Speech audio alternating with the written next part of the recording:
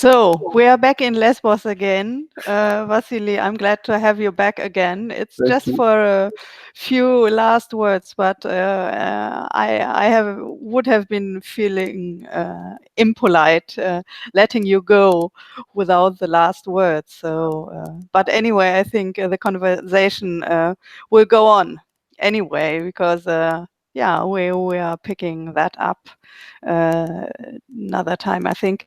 So the last question before we have been interrupted was whether you think, Vasili, that nationalism is fear-driven also.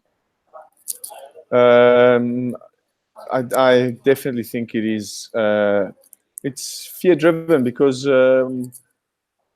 I would say that people want to feel part of something that they believe in, something that they know or believe in, something that's familiar rather. So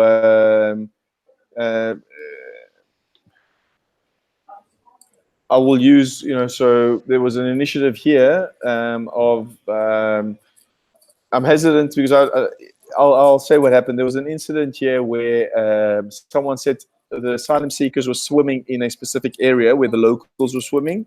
So someone erected a cross, which is a symbol of love and peace and forgiveness and so forth, to be able to dissuade the asylum seekers of swimming there. And someone, I'm not sure who, broke this cross. And there was a big outcry about this symbol. And what happened is a whole lot of people across Greece galvanized towards saying that this is our land, this is our country, this is our religion. And a great movement of people came behind this, and so much so that they went and erected this in massive cross. And what I want to say is it's familiar to people and makes people feel safe and to be able to get behind something that they can believe in, especially when times are changing and people are uncertain about their futures following the economic crisis that we've had, this refugee crisis. People want to feel something that's familiar, and they're looking for leaders, for people that can make them feel safe, to something that, so as I mentioned, with 20% of our population currently on here being of asylum seekers, people's daily lives have been completely disrupted. So they need some type of something that they can believe in. So people are, going towards nationalism views of what they're heading towards that because that's the strongest voice that's out there that's making them feel comfortable. And it's really important for us to have these discussions, Sabria, are invaluable because 10 years ago, where was nationalism and fascism? And I'm strongly opposed to the words of using and terming people as fascists. We should not. We should understand their fear and their concerns, because this is what's bringing people closer together. It's because they feel someone understands them. Their fear is real. It's real for them. So and it's an important point to note that the fear that's been spread out is about crime. The crime is real.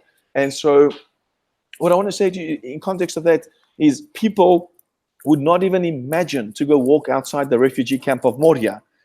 I went there yesterday with a dear friend of mine, a lady who came to visit, and walked freely outside there, freely, without any hesitation, without any thought of, is someone going to mug me, is someone going to do harm to my friend that's with me, where the perception of the local community that sees the people within their city would not even imagine to go and walk outside the camp. So this, and what's happening when people start talking, when we discount people's fears, when as opposed to finding ways of changing their minds through experience, we start saying you're a fascist, you're this, you're that, and you it's us versus them. Then we start being polarized on nationalistic views. So it's 100% fear driven, and we need to really these conversations. And from was it 2 years ago when we first came in contact at the Republic Forum via online, and so last year at the Deutsche Welle conference and meeting with you, convention and meeting with you. Yes, awesome. Yeah. Yeah, Uh, and these discussions, like it's very important. But how do we get this kind of discussion to be more mainstream and have dialogues? And I want to really say to you, on yesterday was Europe Day. The day before, we had a meeting where we brought people, and many of which are actually up for the elections, both regional and local, with people that never they know each other very well, very different views. The ones are at the forefront of their organization actually grew from 5 people 3.5 years ago to 300 people that are employed locally, purely because of the refugee crisis. mm, On the one hand, so very supportive, versus the other hand that initially was very, let's say, supportive, but at this point in time, because their daily life's been so significantly disrupted, and has had certain theft on his property and damage to his property and many other things with uncertain, where his family was in danger, was the first time they actually spoke where they wouldn't necessarily want to come together.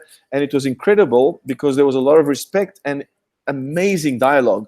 It was unbelievable being in that room and starting to have these discussions. And I'm certain, well, now I am certain that there's great interest on having continuous dialogue. I'm hoping that they will, through them by themselves, do this. But I would definitely be focusing on making sure that we, if that doesn't happen, that we do continue to bring people together. And when we do that, we really start changing the narrative completely. But how do we do that across Europe and as quickly as possible? So yes, thank yeah, you, Vasili. That was Vasili Sofiadellis with his approach of changing the narratives to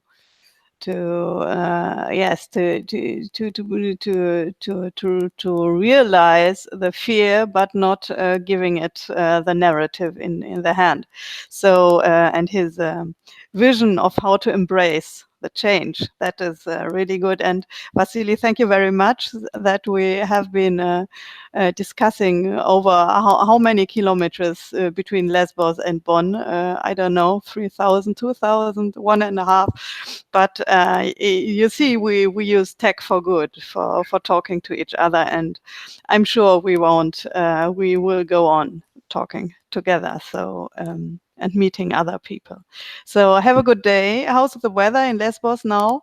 it's a beautiful day, a little bit cloudy, but still warm. So the feeling of summer is coming.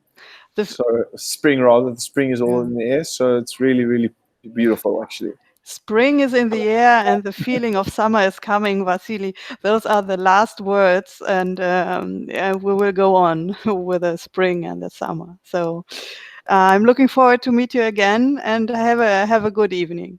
Thank you very much, Sabra. Goodbye. Pleasure Yes, talking to you, and hope to thank welcome you. you to Lesvos at some time. Yes, I am. Yes, I'm. Yes, I'm really interested in seeing that in real. That would be Okay. a pleasure. Thank you very Yeah. much to the Thank whole you. team. Thank you very much. Bye. Okay, bye bye.